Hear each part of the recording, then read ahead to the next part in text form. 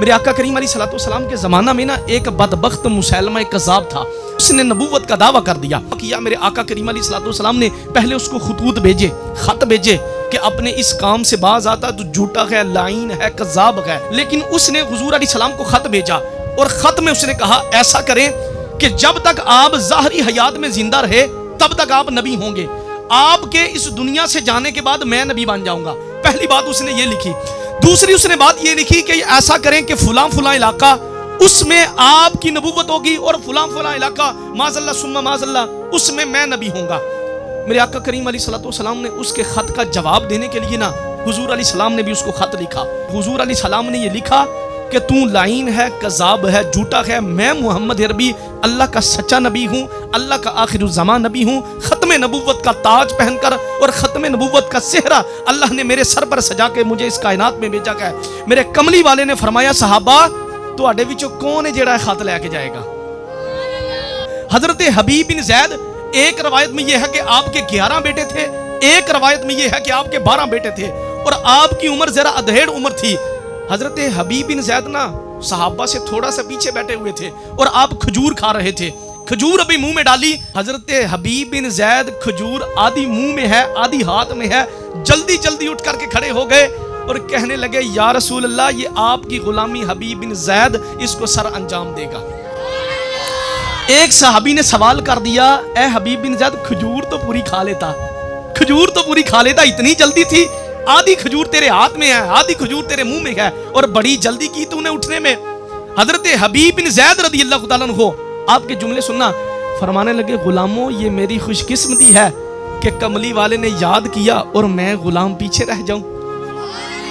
یہ میری خوش قسمتی ہے کہ کملی والے نے یاد کیا، حضور کے حکم پر میں جا رہا ہوں، یہ میری خوش قسمتی ہے۔ آپ نے حضور علیہ السلام کا خط لیا اور چلتے چلتے نا مسیلمہ کذاب کی طرف بڑھے۔ حضرت حبیب بن زید اب مسیلمہ کذاب وہ بڑا طاقتور تھا، اس کے اپنی پوری سلطنت تھی، اس نے اپنے وزیر مشیر اور اپنے اس نے چیلے جتنے بھی رکھے ہوئے تھے اس نے اپنے دربار میں یوں پہرا لگوایا ہوا تھا۔ حضرت حبیب بن زید کے سامنے سارا منظر تھا، خط میں لکھا ہوا تھا کہ تو جھوٹا ہے، لعین ہے، کذاب ہے اور اپنے اس حرکت سے باز آ جا، اپنے اس کام سے باز آ جا۔ حضرت حبیب بن زید آپ نے ایک دفعہ بھی نہیں سوچا میں جاؤں گا اس میں لعین، کذاب اور جھوٹا لکھا ہوا ہے، کہیں مجھے سزا نہ دے۔ حضرت حبیب بن زید رضی اللہ تعالیٰ عنہ آپ جب خط لے کر گئے نا، آپ چلتے چلتے مسیلمہ کذاب کے دربار میں گئے۔ اب حضرت حبیب بن زید رضی اللہ تعالیٰ عنہ آپ جب اندر چلے گئے، مسیلمہ کذاب نے حضور علیہ السلام کا خط پڑھا اور خط میں کیا دیکھنے لگا کہ میرے آقا کریم علیہ الصلوۃ والسلام نے لکھا ہوا تھا کہ تو لعین ہے، کذاب ہے، جھوٹا ہے۔ اس نے جب اتنے جملے پڑھے نا اس کے طیش آ گیا، غصے میں آ گیا اور کہنے لگا کہ میرے بڑے دربار میں اگر میں اکیلا ہوتا تو پھر اور بات تھی، اور بڑے دربار میں کوئی مجھے کہہ رہا ہے تو لعین ہے، کذاب ہے، جھوٹا ہے۔ اس نے جب یہ خط پڑھا طیش میں آ گیا، غصے سے لال ہو گیا، تیرا میرے بارے میں کیا عقیدہ ہے؟ حضرت حبیب بن زید کہنے لگے انا اسم لا اسمع، فرمانے لگے میں تو سنتا ہی نہیں، تو کیا بات کر رہا ہے؟ کہنے لگا بتا تیرا حضور علیہ السلام کے بارے میں کیا خیال ہے؟ تو حضرت حبیب بن زید بے ساختہ پکارنے لگ پڑ جاتے، اشہد اللہ الہ الا اللہ وحدہ لا شریک لہ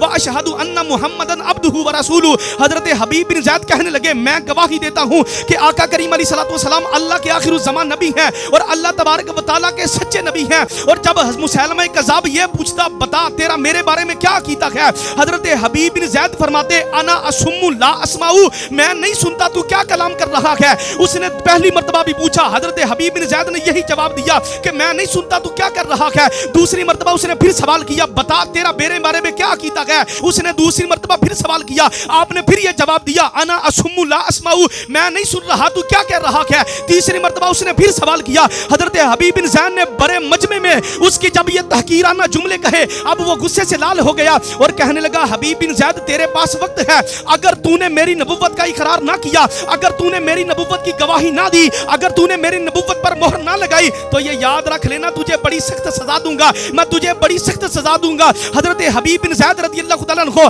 آپ فرمانے لگے ہر سزا جھیلنے کے لیے تیار ہوں، ہر سزا میں اپنے اوپر برداشت کرنے کے لیے تیار ہوں، لیکن یہ یاد رکھنا ایک سیکنڈ کے لیے بھی, ایک لمحے کے لیے بھی میں حضور علیہ السلام کے ساتھ غداری نہیں کر سکتا. آقا کریم علیہ الصلوۃ والسلام کی غلامی کا پٹا اپنے گلے سے نہیں اتار سکتا. حضرت حبیب بن زید رضی اللہ تعالیٰ عنہ آپ کو اس نے کہا کہ ابھی بھی تیرے پاس وقت ہے, اگر تو نے میری بات نہ مانی تو میں تیرے جسم کو تکلیف پہنچانا شروع کر دوں گا, میں تجھے تکلیف پہنچانا شروع کر دوں گا. حضرت حبیب بن زید فرمانے لگے انا اسم لا اسمع, اور میں نہیں سن رہا تو کیا کہہ رہا ہے. اس نے جلاد کو حکم دیا, اس نے کہا قریب آ, حضرت حبیب بن زید کے ایک ایک اعضاء کو کاٹنا شروع کر دے. جلاد بدبخت نے حضرت حبیب بن زید کے بازو پر تلوار چائی, آپ کا بازو جدا ہو گیا اور بازو جدا ہو کر نیچے گر گیا. حضرت حبیب بن زید کو پھر دوسری مرتبہ پوچھا گیا, اے حبیب بن زید بتا تیرا نبی کے بارے میں کیا عقیدہ ہے. فرمانے لگے میں گواہی دیتا ہوں کہ حضور اللہ کے سچے نبی ہیں, حضور اللہ کے آخر الزمان نبی ہیں. اور پوچھا گیا بتا تیرا مسیلمہ کذاب کے بارے میں کیا عقیدہ ہے.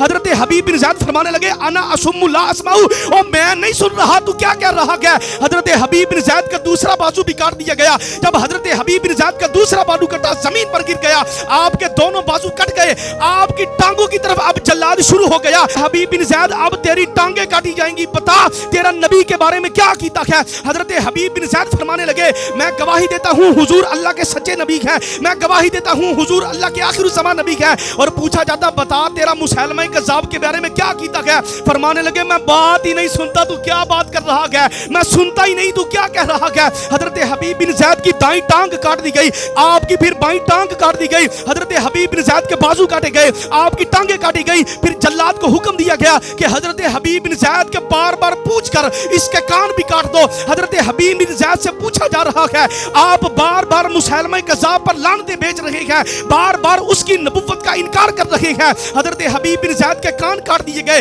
آپ کا ناک کاٹ دیا گیا. حضرت ذوالفقار کبھی اس تصور کا ذہن میں لاؤ, خدا کی قسم اگر ہمیں سوئی بھی چبھ جائے ہمیں برداشت نہیں ہوتا, اگر ہمارے سر میں ذرا سے بھی درد شروع ہو جائے ہمیں برداشت نہیں ہوتا. قربان جاؤں نبی پاک کے غلاموں کے عشق پر, قربان جاؤں حضور علیہ السلام کے صحابہ کی محبت پر. حضرت حبیب بن زید کے دونوں بازو کاٹے گئے, آپ کو کتنی تکلیف ہو رہی ہوگی. آپ کی دونوں ٹانگیں کاٹی گئی, آپ کو کتنی تکلیف ہو رہی ہوگی. حضرت حبیب بن زید کے کان کاٹے گئے, پھر ناک کاٹا گیا, آخر آپ کی گردن رہ گئی. آخری مرتبہ تھا, پوچھا گیا حبیب بن زید بتا تیرا نبی کے بارے میں کیا عقیدہ ہے. حضرت حبیب بن زید سارے جسم کے اعضاء کٹوا لیے, اور کٹانے کے بعد پھر بھی یہ کہہ رہے ہیں انا اسم لا اسمع, میں نہیں سن رہا تو کیا کر رہا ہے. جب نبی پاک کے بارے میں پوچھا جاتا تو آپ برملا کیا اٹھتے کہ میں گواہی دیتا ہوں حضور اللہ کے آخر الزمان نبی ہے. حتیٰ کہ بدبخت نے جلاد کو حکم دیا کہ حضرت حبیب بن زید کا سر تن سے جدا کر دیا گیا ہے. اگر حضرت حبیب بن زید چاہتے آپ اپنی جان بچا سکتے تھے, لیکن مسیلمہ کذاب کو کیا پتا تھا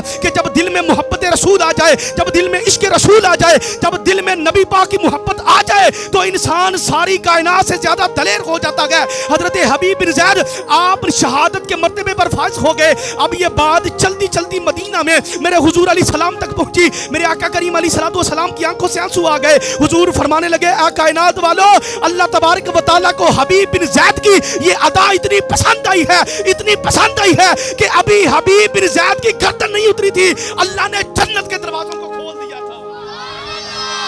میرے آقا کریم علیہ الصلوۃ والسلام نے ایک غلام کو بھیجا, غلام جا حبیب بن زید کی بوڑھی ماں کو جا کر بتا. حضرت ذوالفقار کوئی ماں سے جا کر پوچھے اولاد کا کتنا بڑا صدمہ ہوتا ہے. کوئی جا کر کبھی ماں سے پوچھے کہ جس ماں کو اللہ نے اولاد دی ہوتی ہے وہ ماں کی خود یہ تمنا ہوتی ہے کہ میں اپنا سارا کچھ بیچ دوں, میں اپنی اولاد کو خوشیاں لے کر دوں. اب بوڑھی ماں کو جا کر بتایا جا رہا ہے اے اماں جان آپ کا وہ بچہ حبیب بن زید, اس کے بڑی بے دردی کے ساتھ ہاتھ پاؤں کاٹے گئے, اس کا سارا جسم کاٹا گیا, اس کے ناک کاٹا گیا, اس کے دونوں کان کاٹے گئے. اب اس بوڑھی اماں پر کیا بیت رہی ہوگی. حضرت ذوالفقار اگر ہمارے ہاں کسی کی اولاد اس دنیا سے چلا جائے, یقین جانے مائیں واویلا کرتی ہیں, مائیں روتی ہیں میرا بچہ اس دنیا سے چلا گیا. لیکن حضرت حبیب بن زید قربان جاؤں آپ کی والدہ پر کہ آپ کی والدہ کا کتنا بڑا جگرا تھا. صحابی چلتا چلتا گیا اور جا کر بتلایا اماں جی آپ کے بیٹے کو بڑی بے دردی کے ساتھ شہید کر دیا گیا ہے, آپ کے بیٹے کو بڑی بے دردی کے ساتھ شہادت کے مرتبے پر فائز کر دیا گیا کیا ہے اس اما جان کے جملے سننا.